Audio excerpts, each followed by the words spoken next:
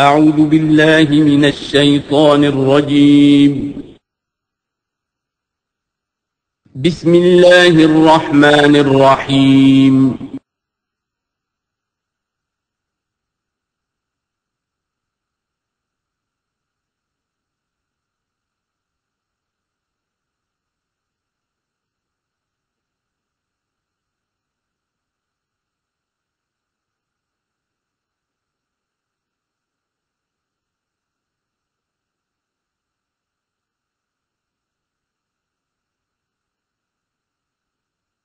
اعوذ باللہ من الشیطان الرجیم بسم اللہ الرحمن الرحیم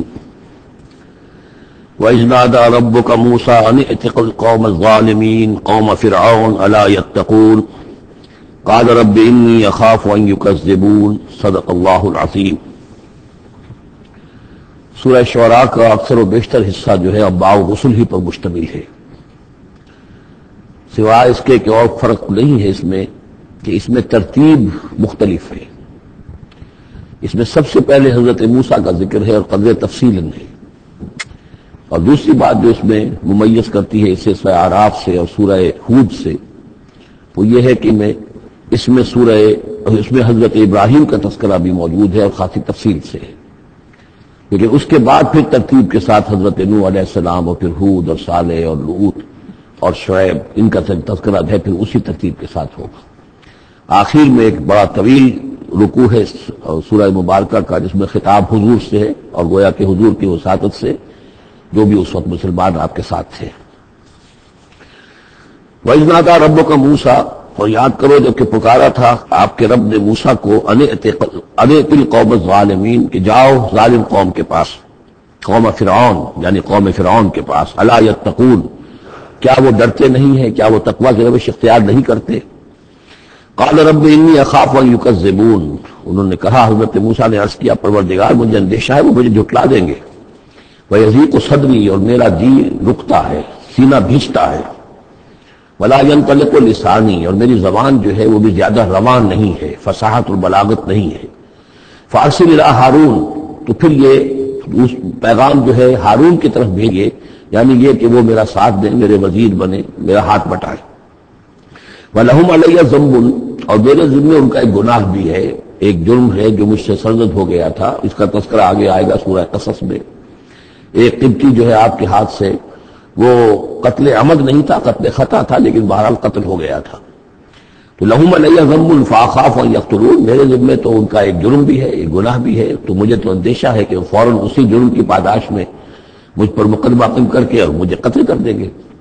قَالَ كَلَّا اللہ نے فرمایا نہیں، ہرگز نہیں، فَاذْهَبَا بِآيَاتِنَا إِنَّا مَعَكُمْ مُسْتَمِعُونَ جاؤ تم دونوں ہماری نشانیاں لے کر، ہم تم دونوں کے ساتھ، ہم ساتھ ہیں تمہارے اور سن رہے ہیں سب کچھ۔ فَأْتِيَا فِرْعَوْنَ تو دونوں پہنچو فرعون کے پاس، فَقُولَا اور کہو دونوں، إِنَّا رَسُولَ رَبِّ الْعَالَمِينَ ہم دونوں رسول ہیں تمام جہانوں کے پروردگار کی جانب سے، أَنْ أَرْسِلْ مَعَنَا بَنِي إِسرائیل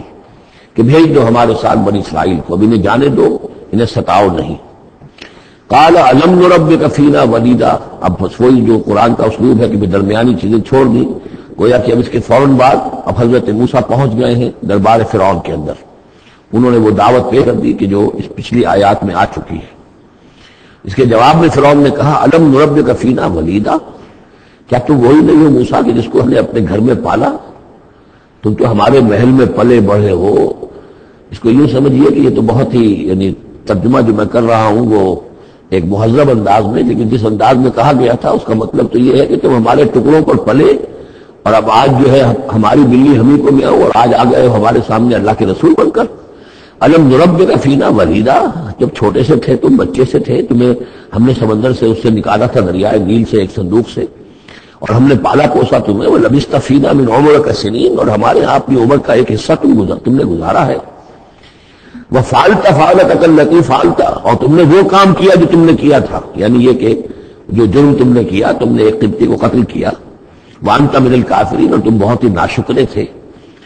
قَالَ فَعَلْتُهَا إِذًا وَأَنَا مِنَ الضَّالِّينَ حضرت موسیٰ نے فرمایا ہاں میں نے کیا تھا وہ کام اس وقت، لیکن جبکہ میں خود گمراہ تھا، میں بھٹک رہا تھا، اور اس معنی میں کہ ابھی حقیقت خود مجھ پر واضح نہیں ہوئی تھی، ابھی نبوت اور رسالت مجھے نہیں ملی تھی، بھٹکنے کا لفظ میں نے غلط استعمال کیا، ابھی میں خود تلاش حقیقت میں ابھی میں تلاش حقیقت میں سرگرداں تھا، جیسا کہ میں پہلے سورہ فاتحہ میں بیان کر چکا ہوں۔ ضال کے معنی جو ہے وہ یہ ہے کہ ایک تو یہ کہ کوئی شخص بہک جائے کسی بدنیتی کی وجہ سے نہیں، غلط فہمی کی وجہ سے غلط راستے پر پڑ جائے، اور یا یہ ہے کہ ابھی وہ صحیح راستے کی تلاش ہی میں سرگرداں ہو۔ یہ دونوں معنی اس کے ہیں لفظ ضال کے، اس لیے کہ یہ حضور کے لیے بھی لفظ آیا ہے وَوَجَدَكَ ضَالًّا فَهَدَىٰ۔ قال فعلتها اذا وانا من الضالين فررت منكم ففررت منكم لما خفتكم، پھر میں تم سے ڈر کر بھاگ گیا جب میں تم سے ڈرتا تھا۔ اس وقت کی کیفیت یہ بھی تھی میری کہ مجھے خوف ہو گیا، اور تمہارے خوف کی وجہ سے فررت، میں بھاگ گیا یہاں سے، میں نے فرار اختیار کیا۔ وَهَبَ لِي رَبِّي، اب میرے رب نے مجھے حکم دیا ہے، میرے رب نے مجھے حکمت عطا کی ہے، نبوت عطا کی ہے، رسالت مجھ پر سرفراز فرمایا ہے۔ فَوَهَبَ لِي رَبِّي حُکْمًا وَجَعَلَنِي مِنَ الْمُرْسَلِينَ، اور مجھے رسولوں میں سے بنا دیا ہے۔ وَتِلْكَ، اب جواب دے رہے ہیں ترکی بترکی جواب جس کو کہنا چاہیے، وَتِلْكَ نِعْمَةٌ تَمُنُّهَا عَلَيَّ أَنْ عَبَّدتَّ بَنِي إِسرائيل، اور اے فرعون یہ نعمت اپنی جو ہے مجھ پر جتلا رہا ہے، بڑا احسان کیا، ایک اسرائیلی کو اپنے محل کے اندر پال لیا، لیکن پوری اسرائیلی قوم کو تو نے اپنا غلام بنا رکھا ہے، وہ تمہیں نظر نہیں آ رہا۔ ان عبدتا، یہ لفظ غور کر لیجیے، یہ تعبیر جو ہے کسی کو غلام بنا لینا، کسی کو اپنا مطیع بنا لینا، جیسے انہوں نے کہا تھا کہ وہ قومہما لنا عابدون، ان کی قوم تو ہماری جو ہے وہ غلام قوم ہے۔ تو یہاں پہ حضرت موسیٰ نے وہی لفظ استعمال کیا ہے کہ تم میرے اوپر احسان جتا رہے ہو کہ مجھے اپنے محل میں رکھا تھا اور پالا پوسا تھا،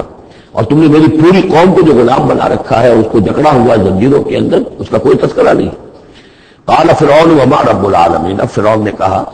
کہ یہ رب العالمین کون ہے جنہوں نے کہ تمہیں بھیجا ہے، جو تم کہہ رہے ہو کہ میں ان کا بھیجا ہوا ہوں۔ قال رب السماوات والارض وما بینہما، کہا کہ